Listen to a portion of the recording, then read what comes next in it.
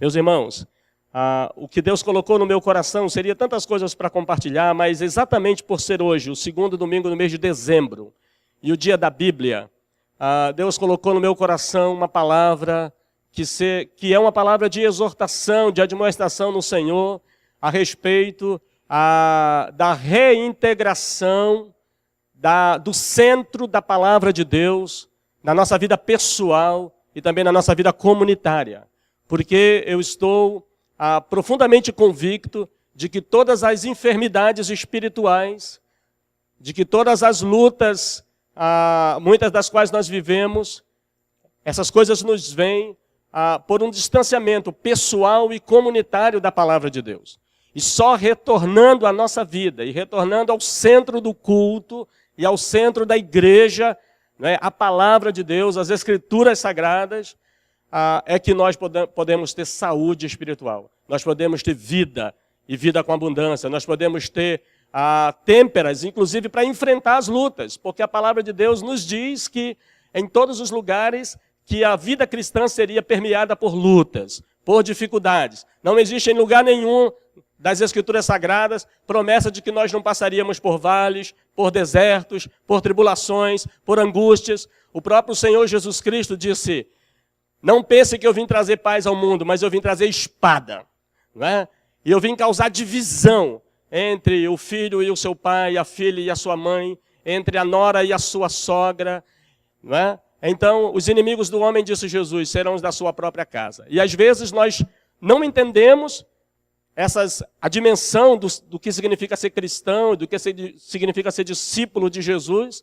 E essa não compreensão, muitas vezes, é devido a um discipulado mal feito, um discipulado não aprofundado, exatamente porque a palavra de Deus tem sido renegada, tem sido deixada de lado. Então, nesta manhã, em nome de Jesus Cristo, eu gostaria de trazer uma palavra para o seu coração, e para o meu coração, e também para o coração da igreja enquanto comunidade, a fim de que nós jamais percamos de vista que o centro da nossa vida, que o centro do nosso cultuar a Deus, do nosso glorificar a Deus, do nosso bendizer o nome santo do Senhor, está em termos a Escritura Sagrada em nossas mãos. Esse privilégio de ter a palavra de Deus escrita, regra única de fé e prática, lâmpada para os nossos pés, luz para os nossos caminhos, alimento de Deus para que nós enfrentemos esse deserto que muitas vezes é a nossa caminhada aqui neste mundo. Eu gostaria, portanto, de convidá-los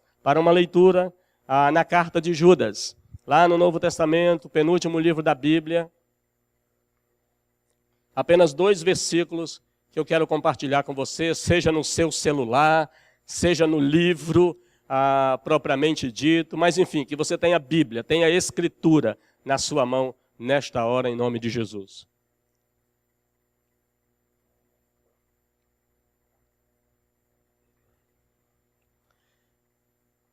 Peço desculpa aqui pelo fanho da voz, porque eu estou me recuperando aí de um resfriado meio forte. Então, às vezes a voz fica meio fanhosa, meio afônica, né? Mas ela não impedirá de nós anunciarmos a palavra do Senhor. Judas. Uma vez alguém disse, em que capítulo? Isso, é nesse mesmo, nesse único, nesse bilhete, né? Em relação às epístolas gerais, às epístolas paulinas, em relação à carta aos Hebreus, Judas é um bilhete, né? No qual ele diz assim, versículo 3, amados, quando empregava toda a diligência em escrever-vos acerca da nossa comum salvação, foi que me senti obrigado a corresponder-me convosco, exortando-vos a batalhardes diligentemente pela fé, que uma vez por todas foi entregue aos santos. Pois certos indivíduos se introduziram com dissimulação, os quais desde muito foram antecipadamente pronunciados para esta condenação. Homens ímpios, que transformam em libertinagem a graça de nosso Deus e negam o nosso único soberano e Senhor Jesus Cristo. Que a palavra de Deus faça toda a diferença no nosso coração. Amém. Meus irmãos, na história da salvação, a verdade de Deus sempre foi atacada. Muitos homens e muitas mulheres ao longo da história buscaram ser fiéis ao Senhor, fiéis à palavra de Deus, e por isso tiveram suas vidas perturbadas por graves oposições espirituais. Aliás, a própria palavra de Deus diz: se alguém quiser viver piedosamente em Cristo Jesus, será perseguido. Então, na história da salvação, de Gênesis ao Apocalipse, nós percebemos graves oposições espirituais aos homens e mulheres que procuravam ser fiéis ao Senhor. Se não, vejamos. Começando por Abel, nós percebemos que ele foi atacado pelo seu irmão Caim, porque ofereceu sacrifício espiritual muito mais excelente do que o seu irmão. O texto aos Hebreus, recontando a história de Abel, diz que foi porque ele ofereceu sacrifício muito mais excelente, que ele teve o levante do seu irmão contra ele, a ponto de tirar-lhe a vida. Noé foi atacado pela geração dos seus insubordinados, porque foi fiel ao mandato de Deus em sua vida, porque foi fiel a uma palavra de Deus que recebeu no seu coração, e foi terrivelmente atacado pelos insubordinados do seu tempo. Abraão foi duramente testado para dar provas de que sua fé era genuína e verdadeira em Deus. Passou por aquela grande prova porque creu na palavra de Deus e procurou ser obediente à palavra de Deus, que o mandou à montanha sacrificar aquilo que de mais precioso ele tinha, o seu filho amado. Isaac passou pela dura experiência de ter quase a sua vida sendo ceifada pelo seu próprio pai. E assim ele cresceu num ambiente em que a fé em Deus era de fundamental importância. Depois da experiência na montanha, depois que voltaram para casa, certamente Isaac levou muito mais a sério a palavra de Deus, muito mais a sério a revelação de Deus, muito mais a sério o compromisso de um homem com Deus, porque ele percebeu que o seu pai Abraão esteve a ponto de tirar-lhe a vida por causa da palavra de Deus e da ordem do Senhor. Jacó lutou com Deus e com feras e demonstrou que a vitória nos é dada mediante a luta constante com o reino das trevas. Quem lê e quem procura fazer uma releitura da história espiritual de Jacó, vai perceber que aquele patriarca, que aquele homem de Deus, passa por grandes lutas espirituais porque buscara a bênção, porque desejara ser abençoado por Deus, porque desejara cumprir o propósito de Deus na sua vida. Os profetas, e aqui eu vou destacar Elias, lutou com falsos profetas de Baal e nos deu a lição de que ser fiel a Deus no meio de uma geração incrédula e adúltera é difícil e sofrida, mas que a vitória com o Senhor é certa. Imagine aquele homem desafiar os 400 profetas do poste ídolo, depois os 450 profetas de Baal, e ele sozinho, como uma voz do que clama no deserto, semelhante a João Batista, ele então declara que Deus é o Senhor, que há Deus em Israel, que todos os outros deuses não passam de ídolos, e o Senhor então lhe dá vitória sob fortíssima oposição espiritual. Os sacerdotes, e aqui eu destaco Samuel, tiveram que pagar um alto preço para manterem-se fiéis ao Senhor. Leia a história dos sacerdotes fiéis ao Senhor, e Samuel aqui eu destaco. Sofreu por se manter fiel à palavra, ao chamado, à vocação e o constante movimento do Espírito na sua vida. Os reis fiéis, e aqui eu destaco Davi, sofreram também terrivelmente para não ver o nome de Deus ser blasfemado entre os seus contemporâneos e pagaram alto preço para serem fiéis ao Senhor em suas gerações, porque procuraram ser fiéis ao Senhor nosso Deus. No Novo Testamento, João Batista, todos conhecem a história dele, também pagou o alto preço na sua vida pela fidelidade ao Senhor e ao seu chamado.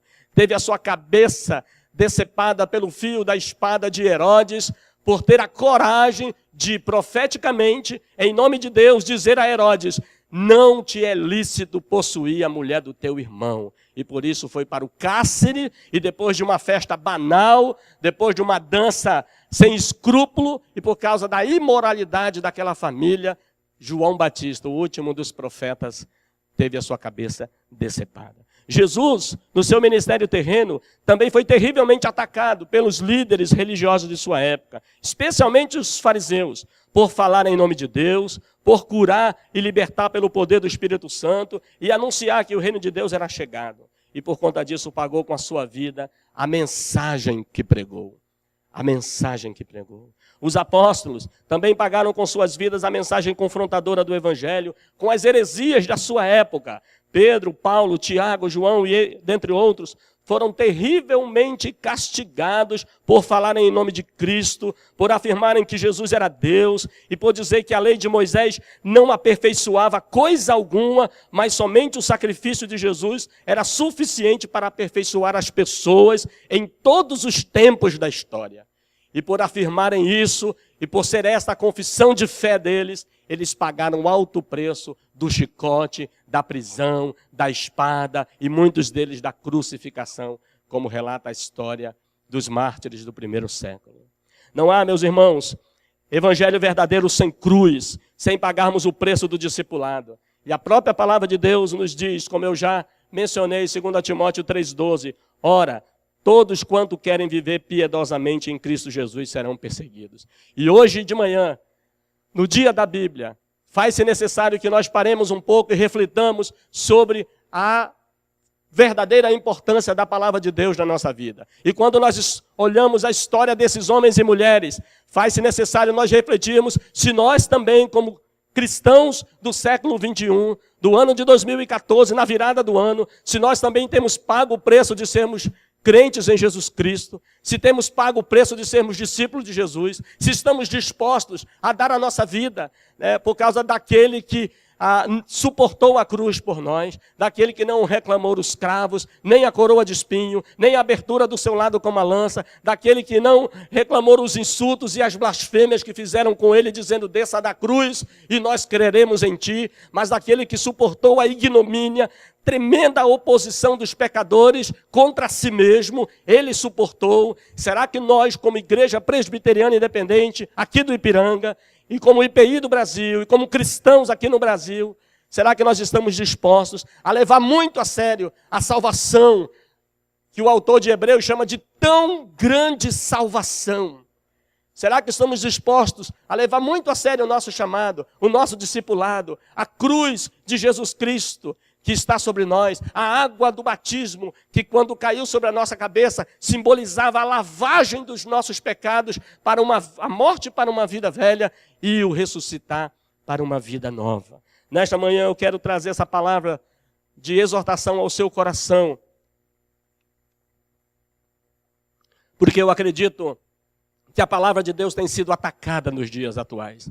A palavra de Deus tem sido atacada por pelo menos 3 grandes origens. A palavra de Deus tem sido atacada pelas seitas e heresias que têm se levantado no nosso mundo. E às vezes, e o autor do texto que nós lemos, Judas, diz que certos indivíduos dissimuladamente, sorrateiramente, têm entrado, têm confundido, têm arrastado, têm enredado, têm buscado essas vidas. E às vezes nós assistimos como igreja passivamente as pessoas serem enredadas pelas seitas, pelas heresias, por tudo aquilo que vai contra a palavra de Deus.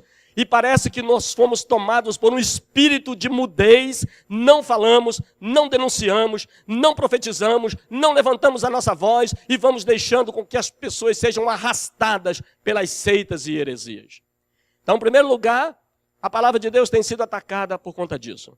Mas a palavra de Deus também tem sido atacada, em segundo lugar, meus irmãos, por um cristianismo que muitas pessoas estão vivendo dentro das nossas igrejas, que é um cristianismo desprovido de cruz, é um cristianismo desprovido da palavra de Deus, é um cristianismo desprovido dos compromissos do discipulado, é aquele compromisso, é aquele cristianismo do abraço, da alegria, do acolhimento, é aquele cristianismo em que a palavra de Deus tem sido renegada lá para o finalzinho do culto, muita coisa acontece primeiro, e no final, mais ou menos 10, 15, 20 minutos antes de terminar o culto, alguém vem ao púlpito e nem prega a palavra de Deus, não anuncia as boas novas, não abre as escrituras, não confronta pela palavra e vai contando histórias bonitas, emocionantes. No final faz um apelo, alguém levanta a mão, mas não sabe nem o que está aceitando, não sabe nem do que ao que está se convertendo, porque quem se converte se converte do quê ao quê? Do reino das trevas, da potestade de Satanás, diz o apóstolo Paulo, para o reino do Filho do amor de Deus. Mas muitas vezes a palavra não é anunciada. O pregador vem e, de uma forma superficial, de uma forma periférica, vai contando histórias bonitas, emocionantes, e no final faz um apelo e as pessoas não sabem nem o que estão aceitando. E por isso a palavra de Deus tem sido renegada, tem sido deixada de lado. E sabe quem é, meus irmãos, que recolhe as grandes consequências desse discipulado mal feito e dessa pregação mal feita? É a igreja do Senhor no dia a dia. Porque nós temos muitos crentes desnutridos, muitos crentes subnutridos espiritualmente, muitos crentes rasos, muitos crentes que não sabem dar razão da sua fé, porque não estudam profundamente a palavra de Deus, porque já no ato da conversão não foram desafiados a perceberem que eles estavam sendo salvos para um grande desafio de Deus na sua vida, que aquele primeiro ato era só a porta da salvação. Não é? Quando eu era adolescente, lá na igreja de Manaus, na nossa época lá do Márcio, etc., eu sempre ficava meio encafifado com aquele versículo que diz assim, que Jesus diz lá no Evangelho de João, eu sou a porta, se alguém entrar por mim será salvo. Entrará e sairá e achará pastagem. E eu ficava pensando, mas entrará e sairá? Por que sair? Eu não quero mais sair, eu quero só entrar. Né? Entrará e sairá. Né? Por quê? Depois, com a maturidade cristã, com a maturidade do discipulado, eu fui percebendo que essa porta, que é Jesus, ela dá acesso para um caminho, para uma caminhada. Que o primeiro passo é o passo do chamado à conversão, do arrependimento, da contrição diante da palavra de Deus, mas que não termina por aí, só começa. Começa para uma caminhada de seguir a Jesus, no qual eu vou precisar indubitavelmente da palavra de Deus na minha vida. Eu preciso, nossos novos convertidos, nossas crianças, adolescentes, eles precisam ser desafiados a amarem muito a palavra de Deus. Amar muito as Escrituras Sagradas, porque esta geração está do jeito que está, porque o povo não conhece mais a Bíblia, meus irmãos. O povo não conhece mais a palavra de Deus. A palavra de Deus tem sido renegada por um cristianismo que às vezes eu brinco com os meus filhos, chamo cristianismo todinho. Cristianismo todinho, sabe? Já vem pronto. É só colocar o canudinho e beber. Mas não é assim. A palavra de Deus precisa de leitura, precisa de fadiga, precisa de oração, precisa de busca, precisa de compêndios que possam nos ajudar, inclusive, a interpretar, a conhecer. Precisa de ministro da palavra, de tempo integral, para investir poderosamente na vida das ovelhas. E às vezes eu fico muito triste. Eu fui professor do CTM lá em Cuiabá, e por 2 anos dei aula para os alunos, preparando lá para missões. E eu sempre dizia a eles que, às vezes, os missionários e os pastores, nós somos exigidos a sabermos operar as mídias. O pastor tem que operar a mídia, porque o pastorado dos dias modernos, o pastor precisa conhecer a mídia, precisa saber fazer sermão em PowerPoint. O pastor precisa entender do marketing da coisa. O pastor precisa fazer isso, aquilo e aquilo outro. E eu pergunto, e Bíblia? E Escritura Sagrada? E Palavra de Deus? E o afadigar na palavra de Deus para ter bastante conteúdo para passar ao seu rebanho, para pastorear pela palavra, para acolher pela palavra, para ajudar pela palavra. Muitas vezes isso tem sido prejudicado, meus irmãos. E a terceira forma com que a palavra de Deus tem sido manchada é por uma espiritualidade desprovida de caráter cristão. Hoje a gente tem muito carisma na igreja, mas tem pouco caráter. Pouco caráter. Muito carisma. Muita gente sabe fazer tudo e sabe falar bem. E impressiona as multidões, impressiona as massas. E muita gente tem talentos de sobras, né? Habilidades naturais de sobra.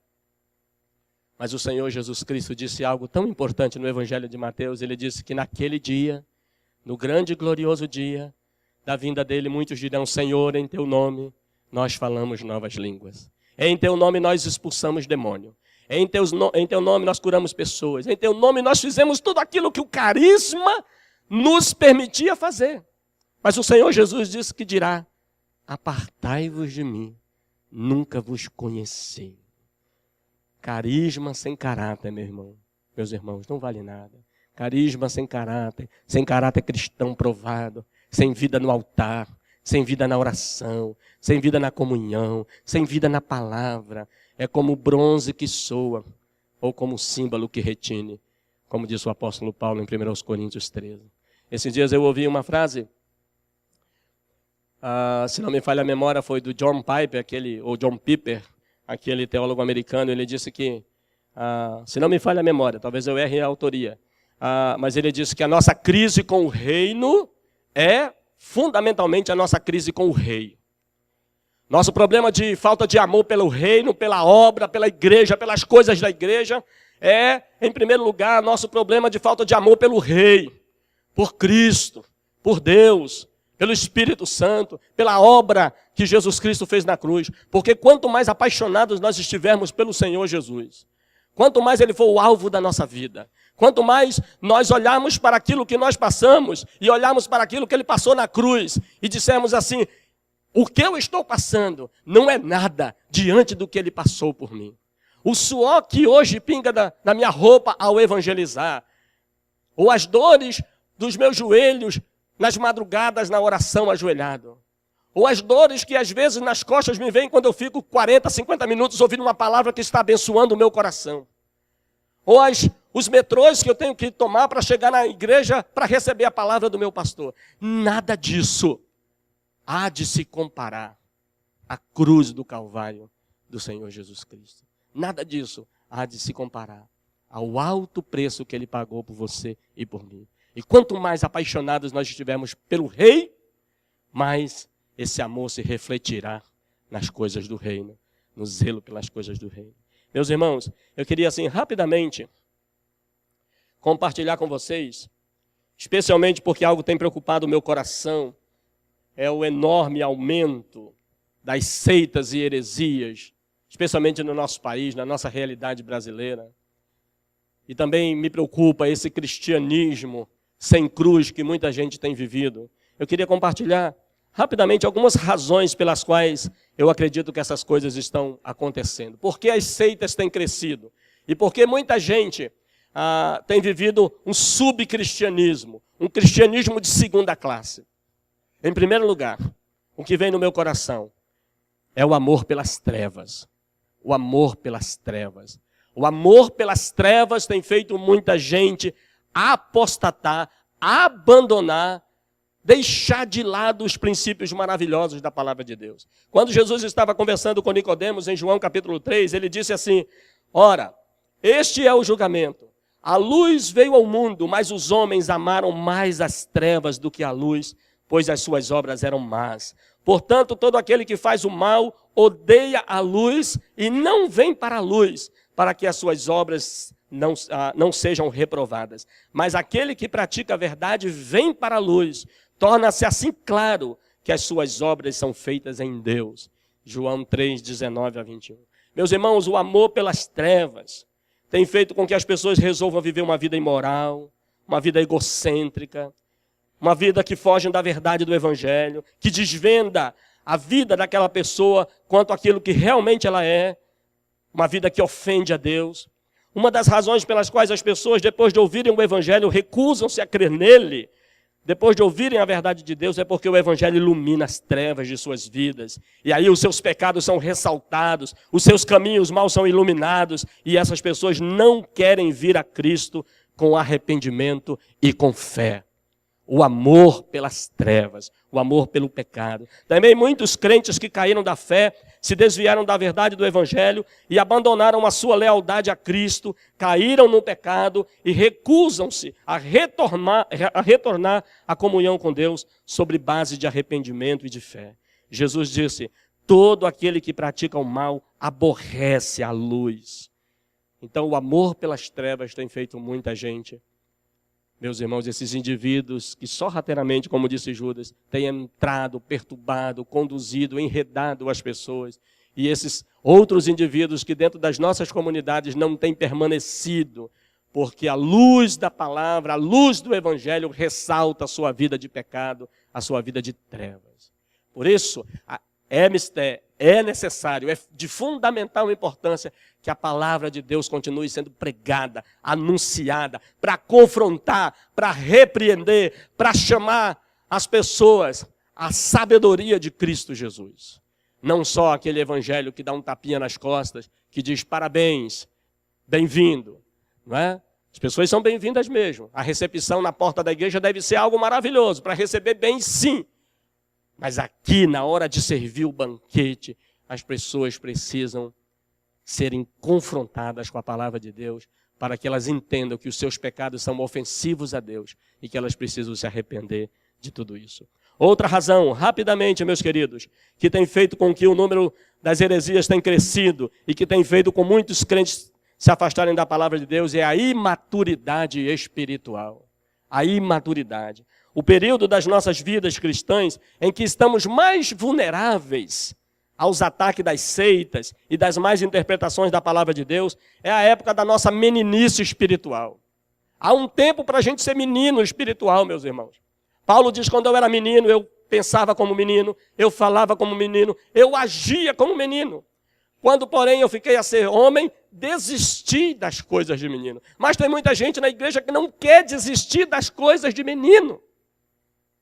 Eu lembro que, quando eu estava na Universidade Federal de Goiás, no meu curso de psicologia, eu tinha um professor que ele costumava dizer que o lugar do adulto está vago na sociedade.